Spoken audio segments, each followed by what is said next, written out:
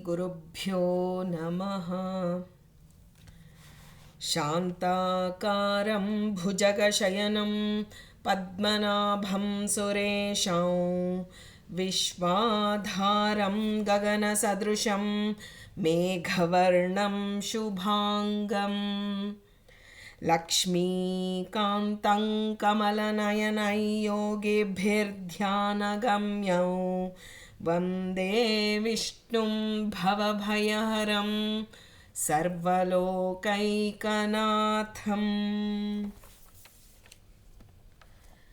ಮಲನಿರ್ಮೋಚನಂ ಪುಂಸಾನ್ ಜಲಸ್ನಾನಂ ದಿನೇ ದಿನೇ ಸಕೃದ್ಗೀತಾಂಭಸಿ ಸ್ನಾನಂ ಸಂಸಾರಮಲನಾಶನಂ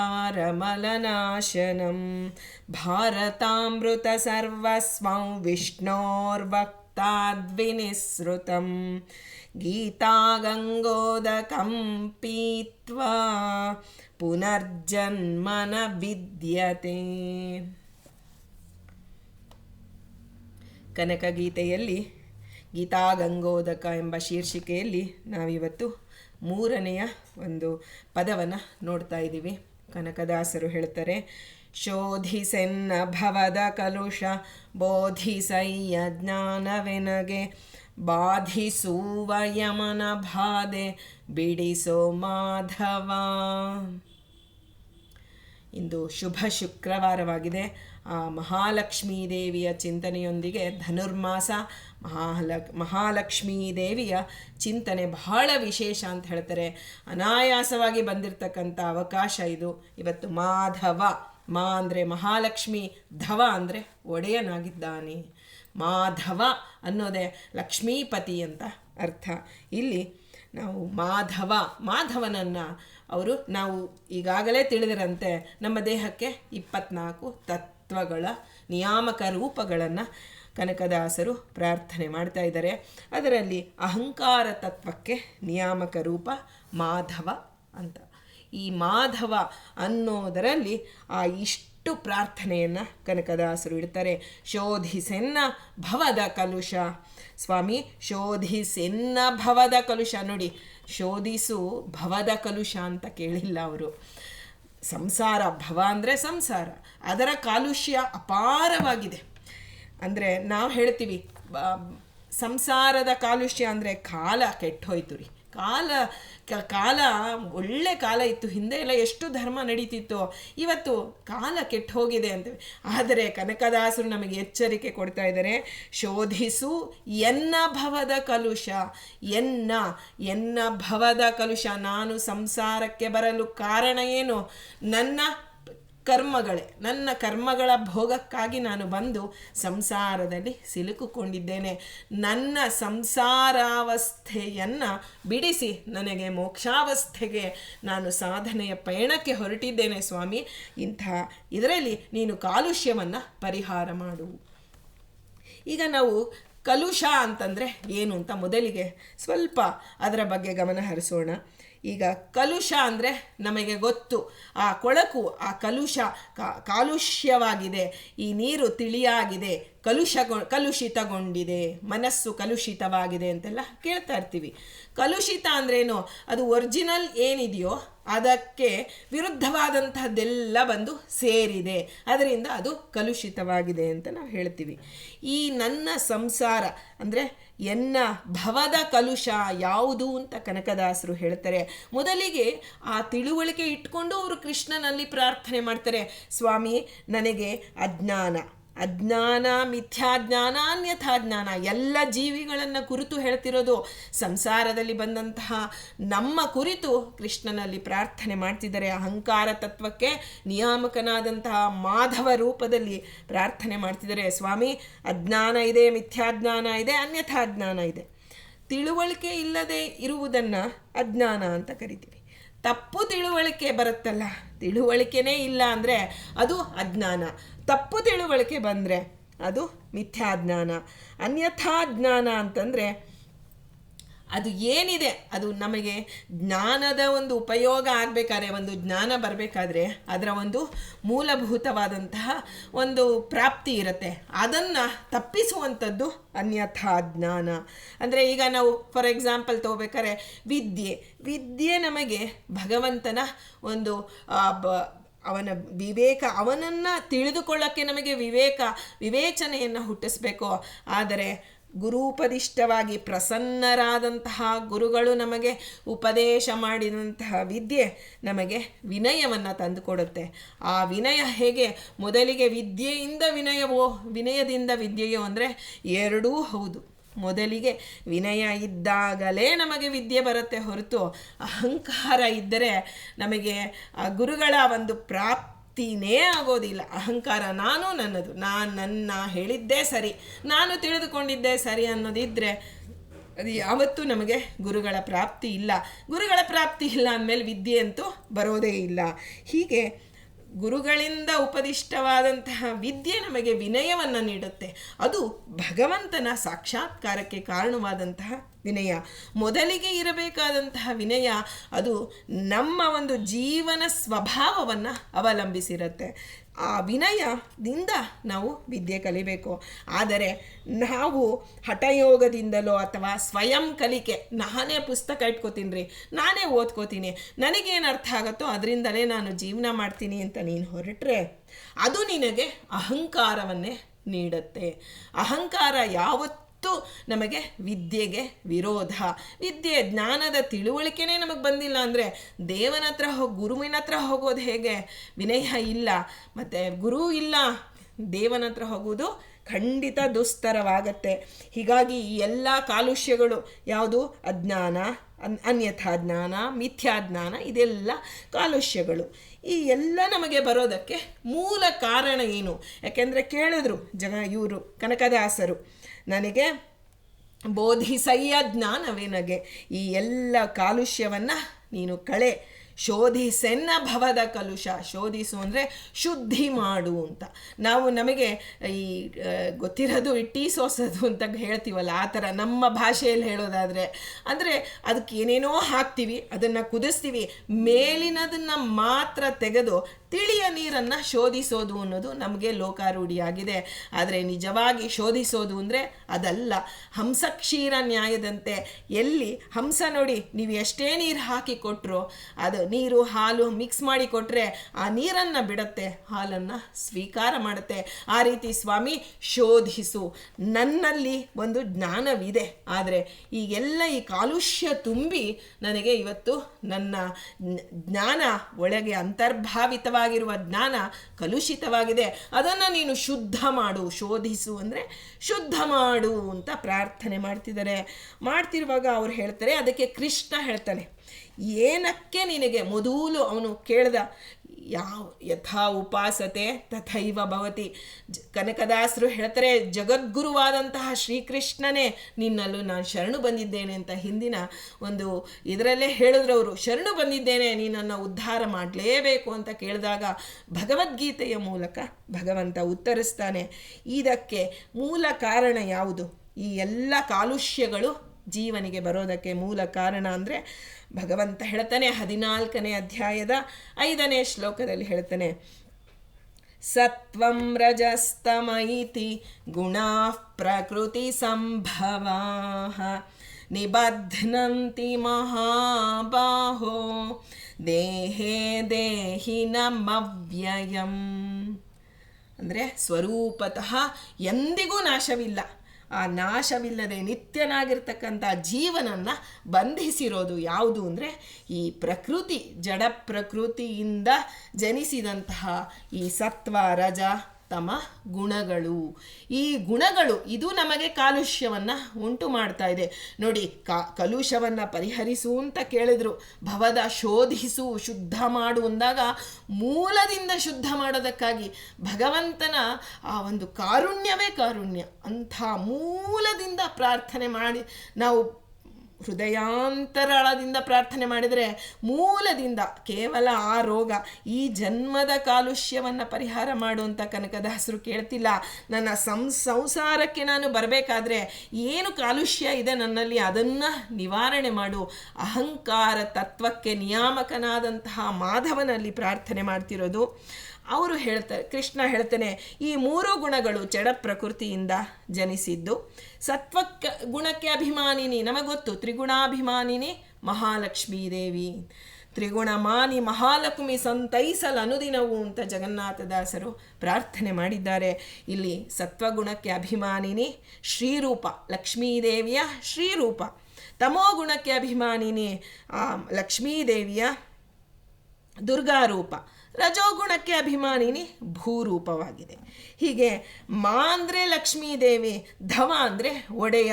ಸ್ವಾಮಿ, ನೀನು ಈ ತ್ರಿಗುಣಗಳಿಗೆ ಅಭಿಮಾನಿನಿ ಮಹಾಲಕ್ಷ್ಮಿ, ಆದರೆ ನೀನು ಆ ಲಕ್ಷ್ಮೀದೇವಿಗೆ ಒಡೆಯನಾಗಿದ್ದೀಯಾ, ಸ್ವತಂತ್ರನಾಗಿದ್ದು ಒಡೆಯನಾಗಿದ್ದೀಯಾ ಅಂತ ಮನಸ್ಸಿನಲ್ಲಿ ಇಟ್ಕೊಂಡು ಅವರು ಪ್ರಾರ್ಥನೆ ಮಾಡ್ತಾ ಇದ್ದಾರೆ.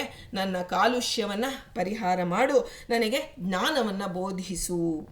ಆಗ ಕೃಷ್ಣ ಹೇಳ್ತಾನೆ, ಜೀವರನ್ನು ಮೂರು ರೀತಿಯಲ್ಲಿ ವಿಂಗಡಣೆ ಮಾಡ್ತಾರೆ. ಸಾತ್ವಿಕರು, ರಾಜಸರು, ತಾಮಸರು. ಈ ರೀತಿ ಜೀವರೆಲ್ಲರನ್ನ ಸೇರಿ ವಿಂಗಡಣೆ ಮಾಡಿದ್ದಾನೆ ಕೃಷ್ಣ. ನಮಗೆ ಈ ಕಾಲುಷ್ಯದ ಪರಿಹಾರ ಜ್ಞಾನ ಬೇಕಲ್ಲ, ಕಾಲುಷ್ಯದ ಪರಿಹಾರವಾಗಬೇಕು, ಜ್ಞಾನವೂ ಬರಬೇಕು. ಅದಕ್ಕಾಗಿ ಎರಡನ್ನೂ ಮನಸ್ಸಿನಲ್ಲಿ ಇಟ್ಕೊಂಡು ಕೃಷ್ಣ ನಮಗೆ ಉತ್ತರ ಕೊಡ್ತಾ ಇದ್ದಾನೆ.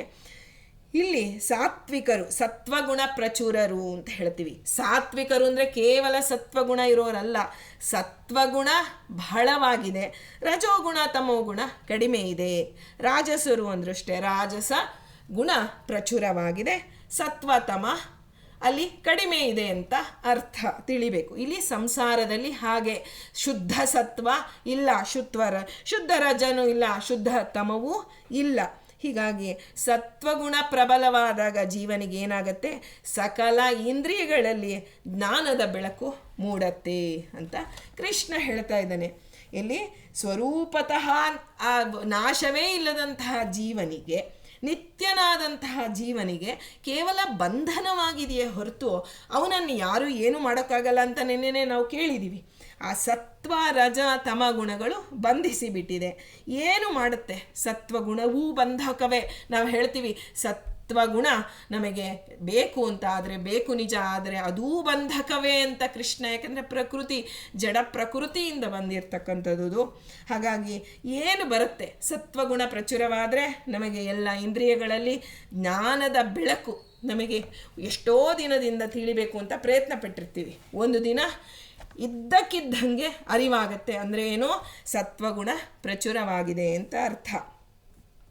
ಈಗ ರಜೋಗುಣ ಏನಾದರೂ ಆಯಿತು ಅಂದರೆ ಇಲ್ಲಿ ಪಾಪ ಪರಿಹರಿಸುವಂತಹ ಈ ಧಾರ್ಮಿಕ ಕ್ರಿಯಾಶೀಲತೆ ಸತ್ವಗುಣದಿಂದ ನಮಗೆ ಬಂದರೆ, ಸುಖ ಹಾಗೂ ಜ್ಞಾನದ ನಂಟನ್ನು ಅದು ನಮಗೆ ಕೊಟ್ಟರೆ, ಈ ರಜೋಗುಣ ಇದೆಯಲ್ಲ, ಈ ರಜೋಗುಣ ನಮಗೆ ಹೆಚ್ಚಾದಾಗ ವಿಷಯಾದಿಗಳಲ್ಲೇ ಅಂದರೆ ಜೀವ ಜಡಗಳ ಕುರಿತಾದ ಆಸೆ ಆಕಾಂಕ್ಷೆಗಳು ನಮಗೆ ಉಂಟಾಗತ್ತೆ.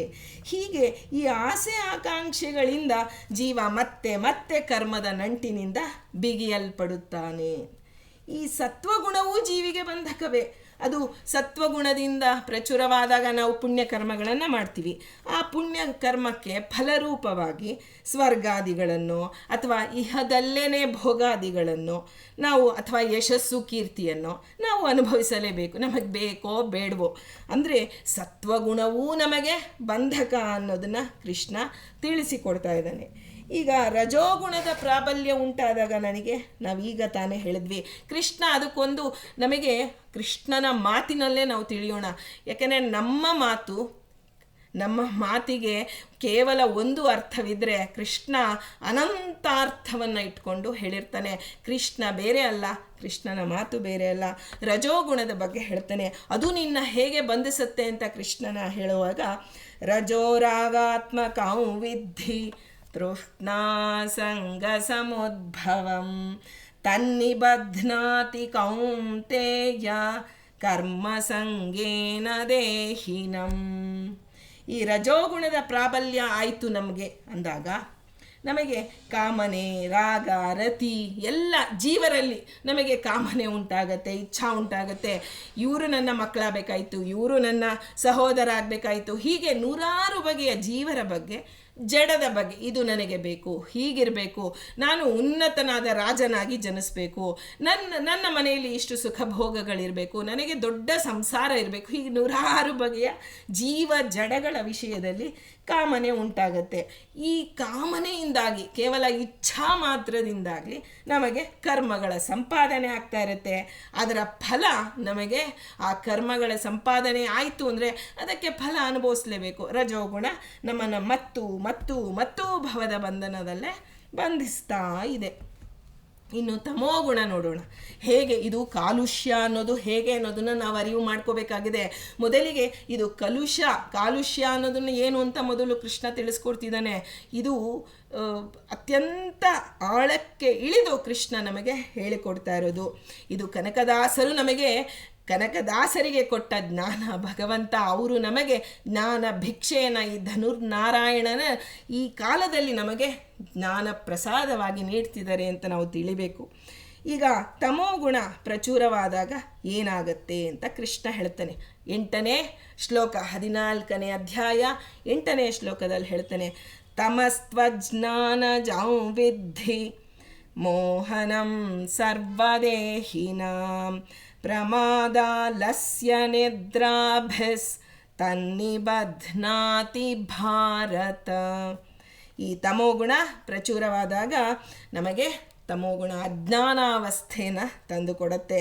ಸಕಲ ಜೀವ ಜಡ ದೇವ ಎಲ್ಲರ ಬಗ್ಗೆ ಮಂಗು ಕವಿಸತ್ತೆ. ಮರೆವು, ಆಲಸ್ಯ, ನಿದ್ರೆ ಎಲ್ಲವನ್ನ ಈ ಒಂದು ತಮೋಗುಣ ಉಂಟು ಮಾಡ್ತಿದೆ. ಈ ಜೀವನಿಗೆ ನರಕವನ್ನು ಹೊಂದಬೇಕಾದ್ರೆ ಏನೇನು ಬೇಕು ದುಷ್ಟಕರ್ಮಗಳು ಆ ಎಲ್ಲವನ್ನು ನಮ್ಮಿಂದ ಮಾಡಿಸಿ ನಮಗೆ ಅಹಂಕಾರವನ್ನು ತಂದುಕೊಡುತ್ತೆ ಈ ತಮೋಗುಣ. ಅಹಂಕಾರದ ತುದಿಗೆ ಈ ತಮೋಗುಣದ ಒಂದು ಎಷ್ಟರ ಮಟ್ಟಿಗೆ ನಮಗೆ ತಮೋಗುಣ ಬಂತು ಅಂದರೆ ಅಷ್ಟರ ಮಟ್ಟಿಗೆ ನಮಗೆ ಅಜ್ಞಾನಾವಸ್ಥೆ ಬರ್ತಾ ಹೋಗುತ್ತೆ. ಹೀಗೆ ಇದರಲ್ಲಿ ಈ ಗುಣಗಳನ್ನು ತಿಳಿದ್ವಿ. ಯಾವ ಗುಣ ಬಂದಾಗ ನಮಗೇನಾಗತ್ತೆ, ಹೇಗೆ ಬಂಧಕವಾಗತ್ತೆ ಅಂತ ಕೃಷ್ಣ ಹೇಳ್ದ. ಈಗ ಕೃಷ್ಣ ಮತ್ತೆ ಹೇಳ್ತಾನೆ, ನೋಡು, ಸತ್ವಗುಣ ನಿನಗೆ ಪ್ರಚುರವಾಗಿದ್ದಾಗ ನೀನೇನಾದರೂ ಜೀವಿ ದೇಹವನ್ನು ತೊರೆದರೆ ಅವನಿಗೆ ಮುಂದೆ ಭಗವಂತನನ್ನು ಯಥಾರ್ಥವಾಗಿ ಭಜಿಸುವಂತಹ ಸಜ್ಜನರ ತತ್ವಜ್ಞಾನಿಗಳ ಸಂತತಿಯಾಗಿ ಅವರನ್ನು ಮತ್ತೆ ಹುಟ್ಟಿಸ್ತಾನೆ. ಅಂದರೆ ಆ ಒಂದು ಸತ್ವಗುಣವೂ ನಮಗೆ ಬಂಧಕ, ಮತ್ತೆ ಹುಟ್ಟನ್ನೇ ಕೊಡುತ್ತದೆ ಅಂತ ಹೇಳೋದು. ಅದನ್ನು ಕೃಷ್ಣನ ಮಾತಿನಲ್ಲೇ ಕೇಳೋದಾದರೆ ಅವನು ನಿರ್ಮಲ ದೇಹವನ್ನು ಪಡಿತಾನೆ ಅಂತ ಶ್ರೀಕೃಷ್ಣ ಹೇಳ್ತಾನೆ. ಹೀಗೆ ರಜೋಗುಣ ಬಲಿತಾಗ ನಮಗೆ ಸಾವು ಬಂತು ಅಂದರೆ, ಜೀವನಿಗೆ ದೇಹ ತೊರೆಯ ಪರಿಸ್ಥಿತಿ ಬಂತು ಅಂದರೆ ಕಾಮ್ಯಕರ್ಮಿಗಳ ವಂಶದಲ್ಲಿ ಜನಿಸಿ ಬರ್ತಾನೆ. ಈಗ ನಾವು ಒಳ್ಳೆಯ ವಂಶದಲ್ಲಿ, ಸಜ್ಜನರ ವಂಶದಲ್ಲಿ ನಮಗೆ ಒಂದು ಜನ್ಮ ಬಂದಿದೆ ಅಂದರೆ ನಾವು ಜನ್ಮಾಂತರದಲ್ಲಿ ದೇಹವನ್ನು ಬಿಡುವಾಗ ಸತ್ವಗುಣದ ಪ್ರವೃದ್ಧಿಯಾಗಿತ್ತು ಅಂತ ನಾವು ತಿಳಿಬೇಕು. ಕಾಮ್ಯ ಕರ್ಮಿಗಳ ಕೇವಲ ಕರ್ಮ ಮಾಡುವವರ ಮನೆಯಲ್ಲಿ ನಮಗೆ ಜನ್ಮ ಬಂತು.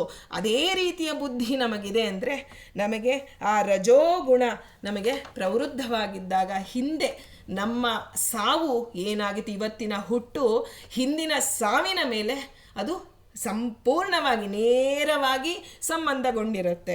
ತಮೋಗುಣ ಪ್ರಚುರವಾದಾಗ ದೇಹ ಬಿಟ್ಟವನು ತಿಳಿಗೇಡಿಗಳು ಈ ದೈತ್ಯರ ಕುಲದಲ್ಲಿ ಹುಟ್ಟಿ ಬರ್ತಾನೆ. ಪ್ರಹ್ಲಾದರಾಜರು ದೈತ್ಯ ಬಾಲಕನಾಗೆ ಬಂದವರು, ಆದರೆ ಅದು ಎಕ್ಸೆಪ್ಷನ್ ಕೇಸು. ಎಲ್ಲದಕ್ಕೂ ಒಂದು ಅಪವಾದ ಇದೆ, ಒಂದು ನಿಯಮ ಇದೆ ಅಂದರೆ ಒಂದು ಅಪವಾದ ಇದೆ ಅಂತ ನಾವು ತಿಳಿಬೇಕು.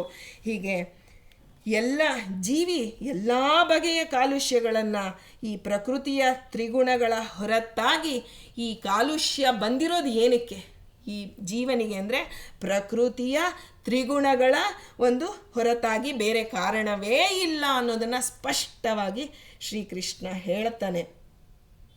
ಹೀಗೆ ಪ್ರಕೃತಿ ಅನ್ನೋದು ಪರಮಾತ್ಮ ತ್ರಿಗುಣಾತೀತ ಅಂತ ನಾವು ಯಾವತ್ತು ನಮಗೆ ಅರಿವಾಗತ್ತೋ ಅಂದು ಅವನ ಸಾಧನೆ ಪ್ರಾರಂಭವಾಗತ್ತೆ.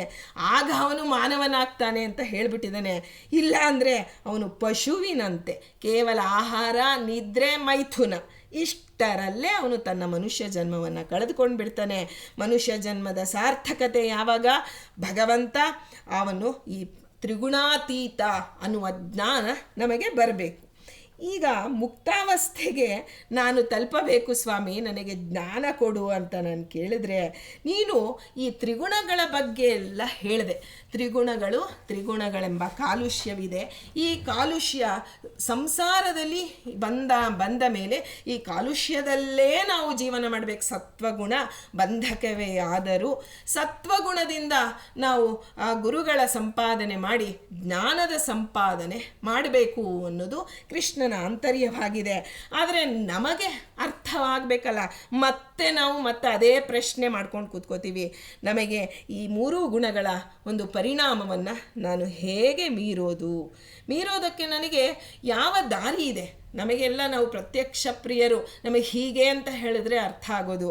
ಹಾಗಾಗಿ ಮತ್ತೆ ಕೃಷ್ಣ ಹೇಳ್ತಾನೆ, ನಿನ್ನ ಪ್ರಶ್ನೆ ಏನಪ್ಪ?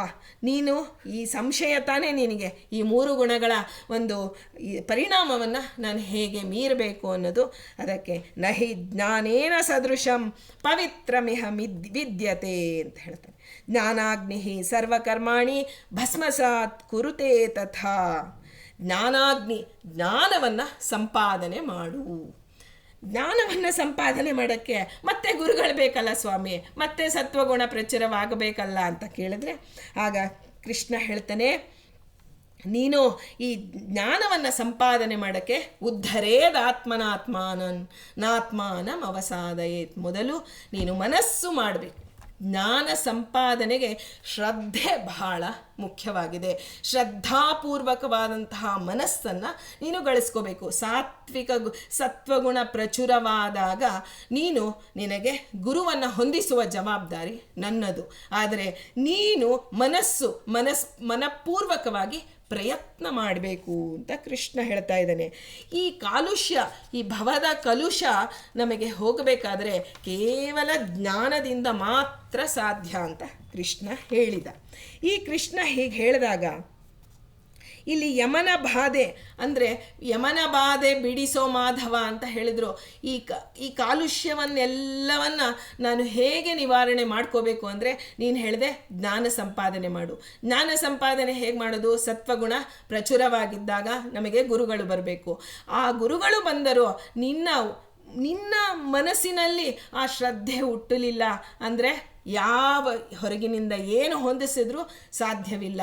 ಆಗ ಮತ್ತೆ ಜೀವ ಅಲ್ಲಿಗೆ ಹೋಗ್ತಾನೆ, ಸ್ವಾಮಿ ನೀನು ಅಂತರ್ಯಾಮಿಯಾಗಿ ಅಹಂಕಾರ ತತ್ವಕ್ಕೆ ನಿಯಾಮಕನಾದ ನಿನ್ನಲ್ಲಿ ನಾನು ಪ್ರಾರ್ಥನೆ ಮಾಡ್ತಾ ಇದ್ದೀನಲ್ವಾ, ಅದರಿಂದ ನೀನು ನನಗೆ ಬೋಧಿಸಯ್ಯ ಜ್ಞಾನವಿನಗೆ. ತತ್ವಾಭಿಮಾನಿಗಳ ಮೂಲಕ ನನಗೆ ಈ ಹೊರಗಿನಿಂದ ಗುರುಗಳು ಎಷ್ಟೇ ಹೇಳ್ಬೋದು, ಆದರೆ ಒಳಗಿನಿಂದ ತತ್ವಾಭಿಮಾನಿಗಳ ಮೂಲಕ ನಮಗೆ ಅದನ್ನು ಅರ್ಥ ಮಾಡಿಸುವುದು ಬಿಂಬರೂಪಿ ಭಗವಂತನಾಗಿದ್ದಾನೆ. ಹೊರಗಿನ ಜ್ಞಾನ, ಈ ಹೊರಗಿನಿಂದ ಎಷ್ಟೇ ತಿಳುವಳಿಕೆ ನಮಗೆ ಸಿಗಬಹುದು ಪುಣ್ಯ ವಿಶೇಷದಿಂದ, ಆದರೆ ಒಳಗಡೆ ಅದು ಮನಸ್ಸಿನಲ್ಲಿ ಬಂದು ಕೂರಬೇಕಲ್ಲ, ಹೃದಯದಲ್ಲಿ ಬಂದು ಕೂರಬೇಕಲ್ಲ. ನಾವು ನಿನ್ನೆನೆ ಕೇಳಿದ್ವಿ ಒಂದು ಶ್ಲೋಕದಲ್ಲಿ ಭಗವಂತ ಹೇಳ್ತಾನೆ, ಹೃದಯ ಸನ್ನಿವಿಷ್ಟೋ ಮತ್ತ ಸ್ಮೃತಿರ್ಜ್ಞಾನಮಪೋಹನಂಚ ಸರ್ವಸ್ಯ ಚಾಹಂ ಹೃದಯ ಸನ್ನಿವಿಷ್ಟೋ ಮತ್ತ ಸ್ಮೃತಿರ್ಜ್ಞಾನಮಪೋಹನಂಚ. ಎಲ್ಲರ ಹೃದಯದಲ್ಲಿ ಅಂತರ್ಯಾಮಿಯಾಗಿದ್ದು ನಾನೇ ಮರವು ಹಾಗೂ ನೆನಪು, ಎಲ್ಲವನ್ನ ಕೊಡುವವನು ನಾನೇ ಅಂತ ಹೇಳಿದ್ಮೇಲೆ, ಇಂತಹ ನಿನ್ನಲ್ಲಿ ನಾನು ಶರಣು ಬಂದಿದ್ದೇನೆ. ನೀನು ನನಗೆ ಮಾಧವ, ಈ ಅಹಂಕಾರ, ಈ ಎಲ್ಲ ಸತ್ವಗುಣ ಪ್ರಚುರವಾದ ಅಷ್ಟಮದಗಳು ಅಂತ ಕೇಳ್ತೀವಿ. ಅರ್ಥಮದ, ಯೌವನದ ಮದ, ಅಖಿಲ ವೈಭವದ ಮದ, ಮುನ್ನಪ್ರಾಯದ ಮದವು ಅಂತ ಅಷ್ಟಮದಗಳ ಬಗ್ಗೆ ನಾವು ಕೇಳಿದ್ದೀವಿ. ಇಷ್ಟೆಲ್ಲ ಮದದಿಂದ ನಮಗೆ ಸತ್ವಗುಣ ನಮಗೆ ಹೇಗೆ ಬಂಧಕ ಅಂದರೆ, ರಜೋಗುಣ ತಮೋಗುಣ ಬಂಧಕ ಸರಿ, ಆದರೆ ಸತ್ವಗುಣವು ನಮಗೆ ಒಳ್ಳೆಯ ರೀತಿಯಲ್ಲಿ ಒಳ್ಳೆಯ ವಂಶದಲ್ಲಿ ನಾವು ಹುಟ್ಟು ಬಂದ್ವಿ ಅಂದರೆ ಅದಕ್ಕೆ ಮನುಷ್ಯ ಅಹಂಕಾರ ಪಡ್ತಾ ಇರ್ತಾನೆ. ನನಗೇನು ಬಿಡಿ, ನಾನು ಇಂಥ ಒಳ್ಳೆಯ ವಂಶದಲ್ಲಿ ಹುಟ್ಟು ಬಂದಿದ್ದೇನೆ, ಇಂಥ ಒಳ್ಳೆಯ ವಂಶ ವಂಶಕ್ಕೆ ಸೇರಿದ್ದೇನೆ ಅಂತ ಅದರಿಂದ ಅಹಂಕಾರ ಪಟ್ಕೊಂಡು ಅವನು ಏನು ಜ್ಞಾನ ಸಂಪಾದನೆ ಮಾಡೋಲ್ಲ. ಅದರಿಂದ ಆ ಜನ್ಮ ಅವನಿಗೆ ವ್ಯರ್ಥವಾಗೋಗುತ್ತೆ. ಇನ್ನು ರಜೋಗುಣದಲ್ಲಂತೂ ಅರ್ಥ ಕಾಮನೆಗಳ ಬಗ್ಗೆ ಹೋಗ್ತಾನೆ, ಅದರಿಂದಲೂ ಅಹಂಕಾರವನ್ನೇ ಪಡಿತಾ ಇದ್ದಾನೆ. ತಮೋಗುಣ ಅಂತೂ ಕೇಳಲೇಬೇಡ, ಅದು ಅಹಂಕಾರಕ್ಕೆ ಕಾರಣವಾಗ್ತಿದೆ. ಹೀಗೆ ಈ ತ್ರಿಗುಣಗಳ ಬಂಧನಗಳಿರುವಾಗ ನನಗೆ ಎಲ್ಲವೂ ಬಂಧಕವಾಗಿದೆ.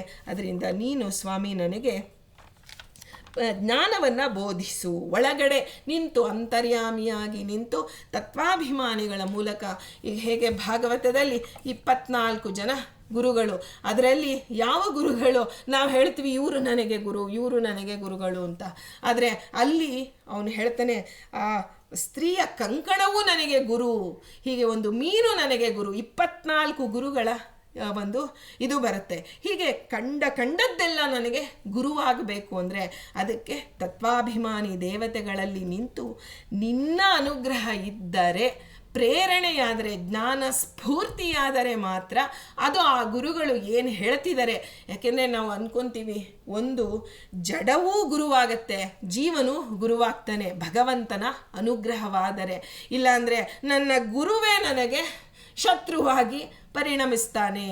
ದೇವರೇ ಒಳಗಿನಿಂದ ಪ್ರಾರ್ಥನೆ ಮಾಡ್ತಿದ್ರೆ ನನಗೆ ಅಹಂಕಾರ ಕೊಡಬೇಡ. ಈ ತ್ರಿಗುಣಗಳಿಂದ ಬರುವಂಥ ಅಹಂಕಾರದಿಂದ ನನ್ನ ಮನುಷ್ಯ ಜನ್ಮ ವ್ಯರ್ಥ ಆಗ್ತಾ ಇದೆ ಸ್ವಾಮಿ. ಕನಕದಾಸರು ಇಷ್ಟೆಲ್ಲ ನಮಗಾಗಿ ಪ್ರಾರ್ಥನೆ ಮಾಡ್ತಿದ್ದಾರೆ. ನಮಗಿಂಥ ಪ್ರಾರ್ಥನೆ ಮಾಡಬೇಕು ಅನ್ನೋದು ನಮಗೆ ಗೊತ್ತಿಲ್ಲದೆ ಅಜ್ಞಾನ, ಮಿಥ್ಯಾಜ್ಞಾನ, ಅನ್ಯಥಾ ಜ್ಞಾನದಲ್ಲಿ ಮುಳುಗಿ ತೇಲ್ತಾ ಇದ್ದೀವಿ. ಹೀಗಿರುವಾಗ ನಮ್ಮ ಬಗ್ಗೆ ನಮ್ಮ ಗುರುಗಳು ಪ್ರಾರ್ಥನೆ ಮಾಡ್ತಾ ಇದ್ದಾರೆ. ಈ ಯಮನ ಬಾಧೆಯನ್ನು ಬಿಡಿಸೋ ಮಾಧವ ಅಂತ ಕೇಳಿದ್ರು. ಯಮನ ಬಾಧೆ ಅಂದರೆ ನಾವು ಅನ್ಕೊತೀವಿ ಯಮನ ಬಾಧೆ ಅಂದ್ರೇನು, ಯಮದೇವರು ನಮಗೆ ಬಾಧೆ ಕೊಡೋದು ಯಾವಾಗ? ಒಂದು ಜೀವನನ್ನು ಈ ದೇಹದಿಂದ ಕರೆದುಕೊಂಡು ಆ ನರಕಕ್ಕೆ ಹೋಗಿ ನರಕಾದಿ ಅನರ್ಥಗಳಲ್ಲಿ ನಾವು ಭಾಗಿಯಾದಾಗ. ಆದರೆ ಈ ಕನಕದಾಸರು ಹೇಳ್ತಾರೆ ಯಮನ ಬಾಧೆ ಅಂದರೆ ನೋಡಿ, ಸಾವು ಬರೋದೇನಕ್ಕೆ? ಹುಟ್ಟಿದ್ದಕ್ಕೆ ತಾನೇ ನಿಮಗೆ ಸಾವು ಬರೋದು. ಹುಟ್ಟಿದ್ದ ಒಂದು ಹುಟ್ಟನ್ನು ನನಗೆ ನಿವಾರಣೆ ಮಾಡು. ಯಮನ ಬಾಧೆ ಅಂದರೆ ಹುಟ್ಟಿದ ಮೇಲೆ ನಾನು ಸಾಯೋದು ಖಚಿತ. ಸತ್ತ ಮೇಲೆ ನನಗೆ ಈ ಕರ್ಮ ಭೋಗಗಳನ್ನು ಇಲ್ಲ, ಒಳ್ಳೆಯ ಕರ್ಮಕ್ಕೆ ಸ್ವರ್ಗ, ದುಷ್ಕರ್ಮಕ್ಕೆ ನರಕ, ಈ ಭೋಗ ಯಮನ ಬಾಧೆ. ಇದು ಈ ತ್ರಿಗುಣಗಳಿಂದ ಬದ್ಧನಾದ ನನಗೆ ಯಮನ ಬಾಧೆ ಖಚಿತವಾಗಿ ಬಂದಿದೆ ಸ್ವಾಮಿ. ಆದರೆ ನೀನು ಎಂಥವನು? ತ್ರಿವಿಕ್ರಮ.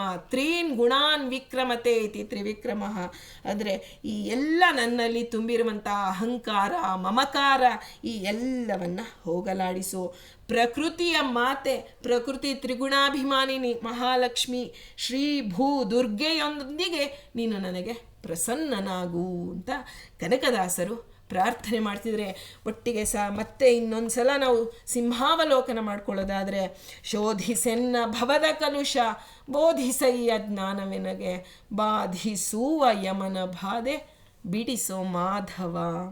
ಹೀಗೆ ಸಂಸಾರದ ಕಾಲುಷ್ಯ ನನ್ನ ಶೋಧಿಸು, ಎನ್ನ ಭವದ ಕಲುಷ, ನನ್ನ ಸಂಸಾರದಲ್ಲಿ ನನಗೆ ಸಂಸಾರ ಬಂದಿರೋದಕ್ಕೆ ಏನು ಕಾರಣ ಅಂದರೆ ಈ ದೇಹ ತ್ರಿಗುಣಾತ್ಮಕವಾದದ್ದು. ತ್ರಿಗುಣಗಳಿಂದಲೇ ಈ ದೇಹ ನನಗೆ 24 ತತ್ವಗಳಲ್ಲೂ ತ್ರಿಗುಣಗಳ ಪಾತ್ರ ಬಹಳವಾಗಿದೆ. ಹಾಗಾಗಿ ಈ ಎಲ್ಲವನ್ನು ಕೃಷ್ಣ ನೀನು ಏನು ಹೇಳಿದೆ, ಸತ್ವಂ ರಜಸ್ತಮ ಇತಿ ಗುಣಾಃ ಪ್ರಕೃತಿ ಸಂಭವಾ ನಿಬಧ್ನಂತಿ ಮಹಾಬಾಹೋ ದೇಹೇ ದೇಹಿನಮವ್ಯಯಂ ಅಂತ ನೀನು ಹೇಳಿದೆ. ನಾಶವಿಲ್ಲದಂತಹ ಆ ಜೀವನನ್ನು ಬಂಧಿಸಿರತಕ್ಕಂಥದ್ದು ತ್ರಿಗುಣಗಳು. ಈ ತ್ರಿಗುಣಗಳಲ್ಲಿ ಸತ್ವ, ರಜ, ತಮ ಈ ಗುಣಗಳು ನಮಗೆ ಏನು ಹಾನಿ ಮಾಡ್ತಾ ಇದೆ? ಆ ಗುಣಗಳು ಪ್ರಚುರವಾದಾಗ ನಾವು ಈ ದೇಹವನ್ನು ಬಿಟ್ಟರೆ ನಮಗೆ ಏನು ಯಾವ ಅವಸ್ಥೆ ಉಂಟಾಗತ್ತೆ ಅನ್ನೋದನ್ನು ನಾವು ತಿಳಿದ್ವಿ. ಇಷ್ಟೆಲ್ಲ ಭಗವಂತ ಇನ್ನೂ ಬೇಕಾದಷ್ಟು ಇದೆ.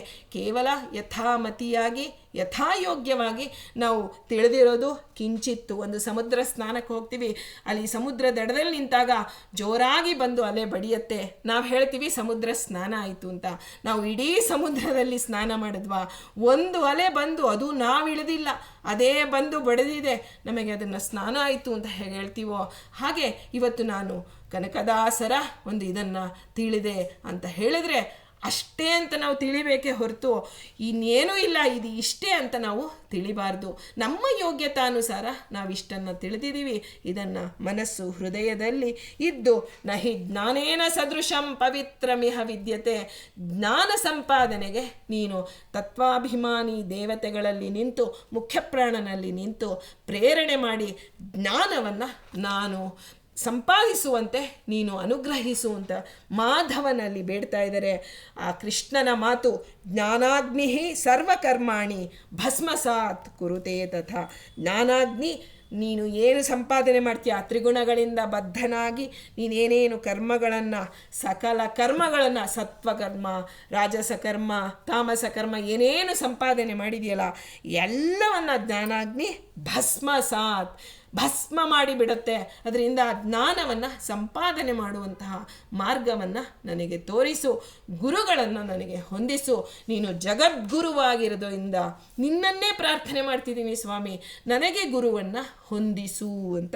ಮಾಧವ, ನಿನ್ನ ಯಮನ ಬಾಧೆಯನ್ನು ಬಿಡಿಸೋ ಮಾಧವ ಅಂತ ಆ ಒಂದು ಕನಕದಾಸರು ಏನು ಪ್ರಾರ್ಥನೆ ಮಾಡಿದ್ದಾರೆ ಅದರಲ್ಲಿ ಕಿಂಚಿತ್ ನಮಗೆ ಏನು ತಿಳಿದಿದೆ ಅನ್ನೋದನ್ನು ಸರ್ವಂ ಸಂಪೂರ್ಣಂ ಶ್ರೀಕೃಷ್ಣಾರ್ಪಣಮಸ್ತು.